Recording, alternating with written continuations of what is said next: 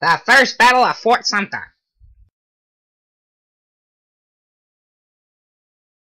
The Battle of Fort Sumter was an event that started the 4-year war amongst the Confederate and the Union Army of our country.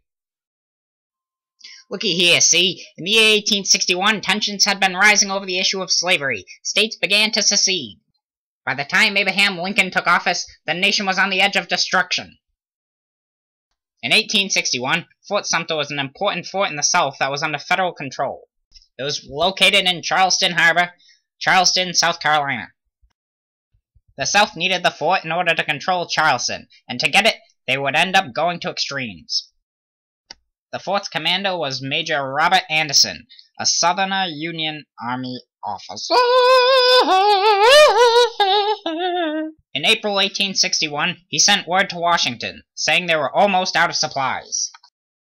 We'll resupply Fort Sumter, and let it be known that the Confederates fire on unarmed supply ships. They, not the Union, will be the aggressors.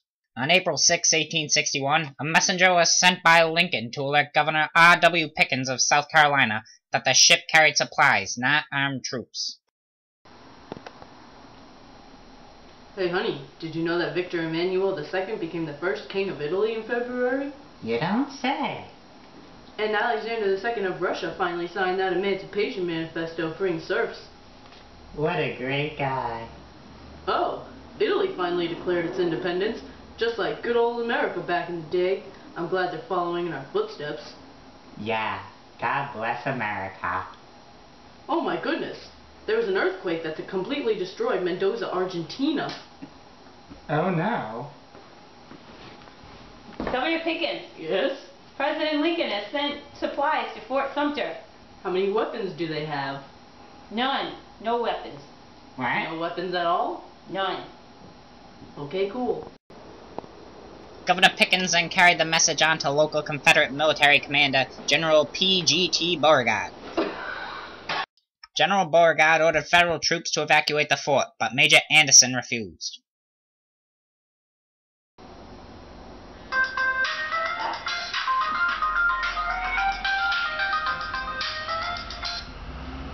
Hello? What?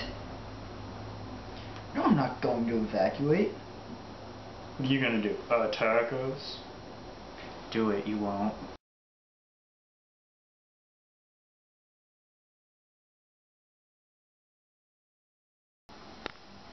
Here's the plan. Alright.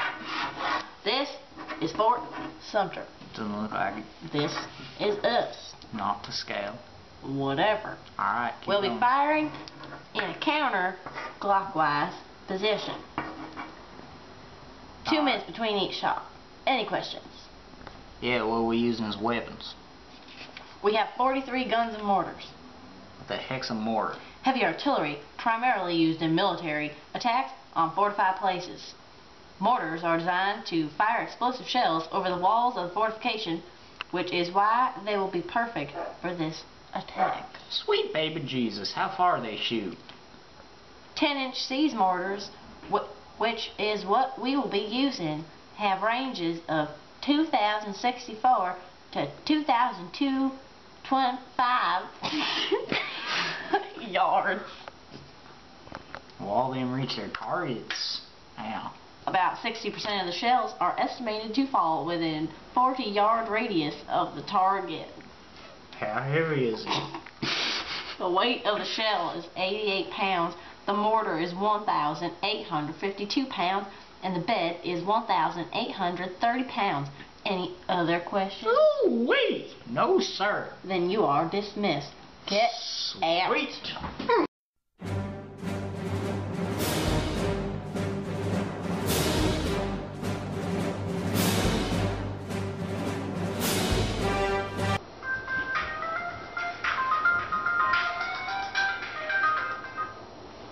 Hello. You again. What is it now? What? 1 hour? Alright. See you later then, I guess. Yes, sir. Gather the men. They're going to attack us. Anderson gathered his men as they prepared for the bombardment that would soon come.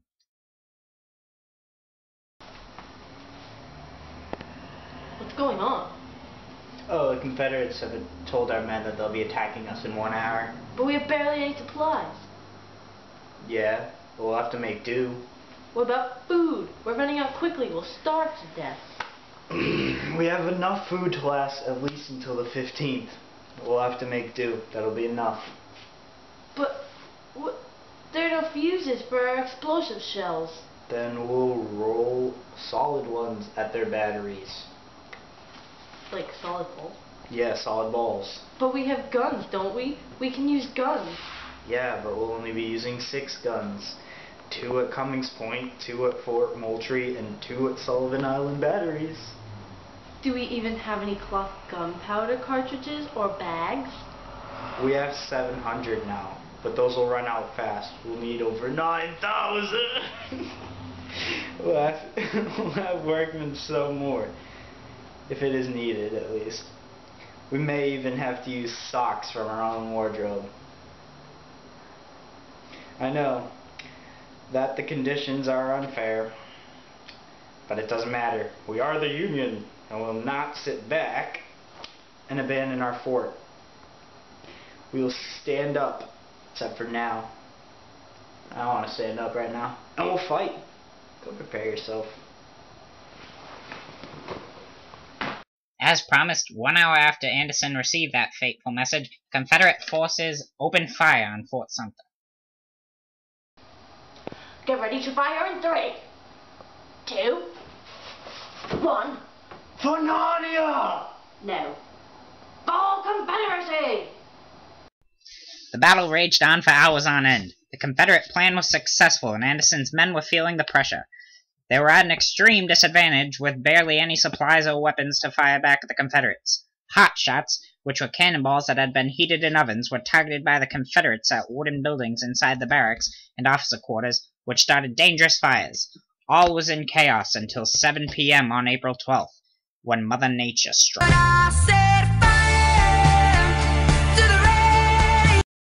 It rained.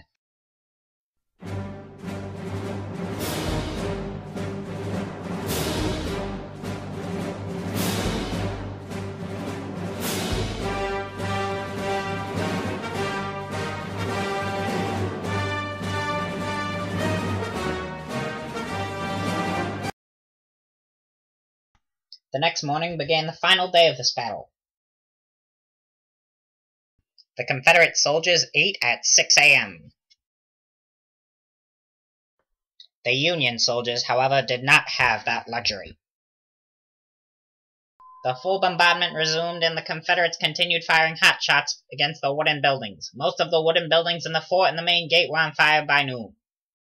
It looked as if there was a very slim chance of victory for the Union, but they fought on. Redouble fire! Now! But I'm tired and hungry. We won't go down without a fight. But we've been fighting for 30 hours. Then why stop now? However, the Confederates had the same plan. More hot shots! But we're firing them ever exclusively. That's the point! The Union soldiers had defended their fort honorably, but they were hungry and exhausted, and the fires from the Confederates' hot shots were blazing out of control. After 34-hour-long bombardment, Major Robert Anderson and his men finally surrendered. The death toll of the battle was 0, but the reactions that followed were cause of thousands of lives taken by fellow citizens.